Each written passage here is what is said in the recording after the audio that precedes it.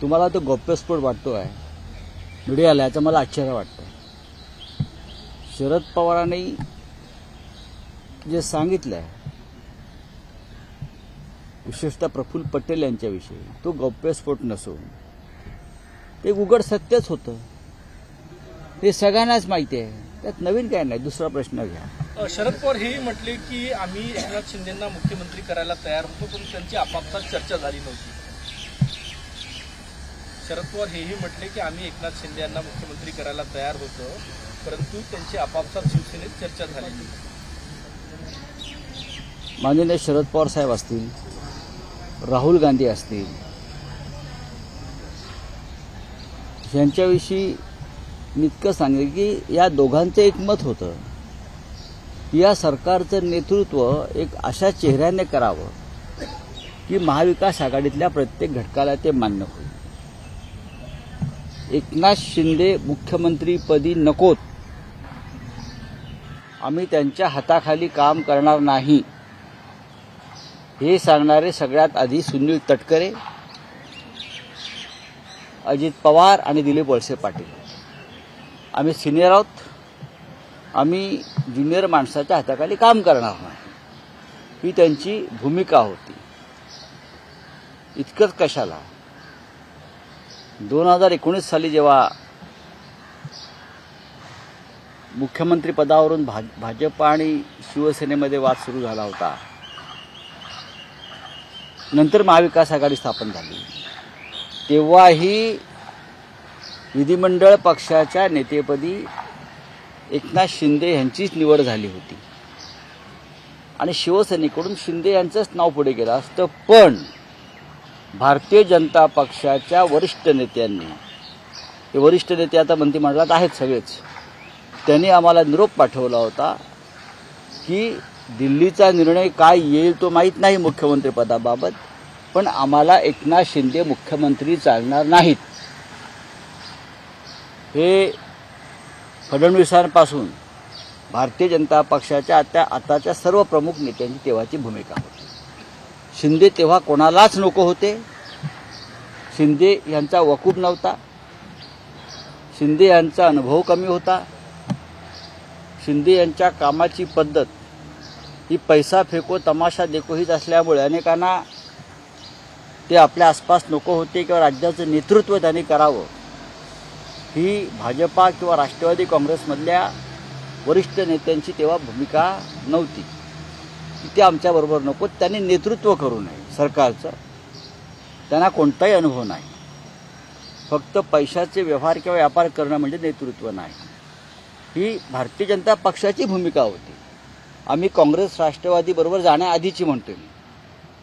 त्यांचं असं म्हणणं ठरलं की दिल्लीतून जो निर्णय येईल तो आपण मान्य करू, म्हणजे शिवसेनेला मुख्यमंत्रीपद द्यायचं की नाही वगैरे हा पुढला विषय.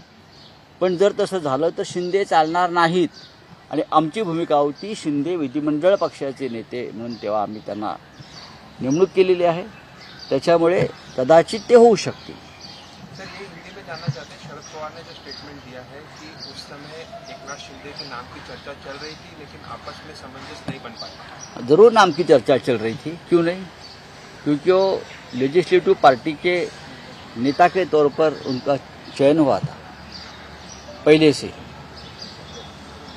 लेकिन एनसीपी के जो वरिष्ठ नेता है, चाहे अजित पवार, तटकरे जी, प्रफुल्ल पटेल, वळसे पाटिल, ये लोगों का कहना था कि अगर सरकार बनती है तो ऐसा एक चेहरा चाहिए जो सबको साथ लेकर चले, जो अनुभवी हो. हम सब सीनियर नेता है, कोई जूनियर नेता के अंडर हम काम नहीं करेंगे. ये होगी एनसीपी की बात. कांग्रेस का भी यही कहना था. और आश्चर्य की बात यह है कि जब कांग्रेस और एनसीपी की सरकार बनाने से पहले जब बीजेपी के साथ 2019 में हम एक साथ थे, मुख्यमंत्री पद की बात चल रही थी, तो बीजेपी के नेताओं का ये संदेश था, ये मैसेज था, दिल्ली से जो निर्णय होगा वो होगा, मुख्यमंत्री पद शिवसेना को मिले ना मिले वो पार्टी के हाईकमान तय, लेकिन अगर ये निर्णय होता है तो हमें एकनाथ शिंदे कि हाथ के नीचे हम काम नहीं करेंगे। आपने एकनाथ शिंदे का जो चयन किया है लेजिस्लेटिव पार्टी के नेता के तौर पर, वो आपकी भूमिका है, लेकिन बतौर सरकार या मुख्यमंत्री हम उनको स्वीकार नहीं करेंगे। ये फडणवीस, गिरीश महाजन, सुधीर मुंगीटवार, ये सब जो सीनियर नेता बैठे हैं, सबकी भूमिका थी ऐसे जूनियर नेता के हाथ के नीचे हमको काम नहीं करना है। बस इतना मैं कह सकता हूँ। सर, अरविंद केजरीवाल ने चुनौती दी है प्रधानमंत्री को, कहा कि आम आदमी पार्टी के सभी नेताओं को अरेस्ट कर लें और वो आज जा रहे हैं हेडक्वार्टर पे। मैं स्वागत करता हूँ इस मूव का। सरकार बदलने जा रही है 4 जून को, फिर भी मस्ती जो है सरकार की अब कम नहीं हुई है। आज भी अपोजिशन को डराया धमकाया जा रहा है, सिर्फ दिल्ली में नहीं मुंबई में भी हो रहा है। चोरी का पैसा बचाने के लिए गृह मंत्री खुद आते हैं मुलुंड में, जो पैसा हमने पकड़ा है गृह मंत्री को खुद आना पड़ता है। भाई ये कौन सा कानून है? गृह मंत्री वही दिल्ली में चल रहा है, वही और स्टेट में चल रहा है। तो अगर केजरीवाल जी ने इस आंदोलन का जिक्र किया है तो आंदोलन बहुत अच्छा है। फडणवीस म्हटले की तुम्ही वोट जिहाद करता तर आम्ही वोट यज्ञ करू। हे बघा, हे उद्या हिमालयात जाऊन यज्ञाला त्यांना बसायचंच आहे किंवा केदारनाथला जाऊन त्यांना पूजा अर्चा घंटा बडवत बसायचंच आहे। त्यांचं सरकार जात आहे तर त्यांनी ही तयारी करावी, काही हरकत नाही। राज्य आम्ही करणार आहोत, त्यांनी पूजा अर्चा यज्ञ करत बसावं। मुख्यमंत्री म्हटले की शिवसेना आमच्याकडे आहे, शिव्या सेना उद्धवजींकडे। हो, बाळासाहेब ठाकरेंच्या ज्या शिव्या होत्या, प्रखर शब्द, त्याला ते शिव्या म्हणायचे भाजपवाले। आणि बाळासाहेब ठाकरेंच्या या प्रखर भाषेमुळेच एकनाथ शिंदे सारखे लोक कुवत नसताना इथपर्यंत पोहोचले, एवढंच मी सांगतो। 17 में हमला हुआ है। यूपी के मुख्यमंत्री मुंबई में थे, उन्होंने भाषण के दौरान कहा कि यदि तीसरी बार प्रधानमंत्री मोदी बनते हैं तो पाकिस्तान का जो हिस्सा है वो इंडिया में ले लिया जाएगा। तो 10 साल क्या घंटी बजा रहे थे क्या? हाँ, 10 साल क्या कर रहे थे? घंटी बजा रहे थे योगी जी। 10 साल बहुत बड़ा एक स्पैन होता है। 10 साल क्या किया? आप कश्मीरी पंडितों की घर वापसी नहीं कर सके हैं, वो पहले कर लीजिए। अब आपका समय खत्म हो चुका है। 4 जून के बाद हम निर्णय लेंगे। ईडी ने आरोप पत्र दाखल केलेला आहे। एक सरपंच मारा गया है और 2 टूरिस्ट घायल हुए हैं।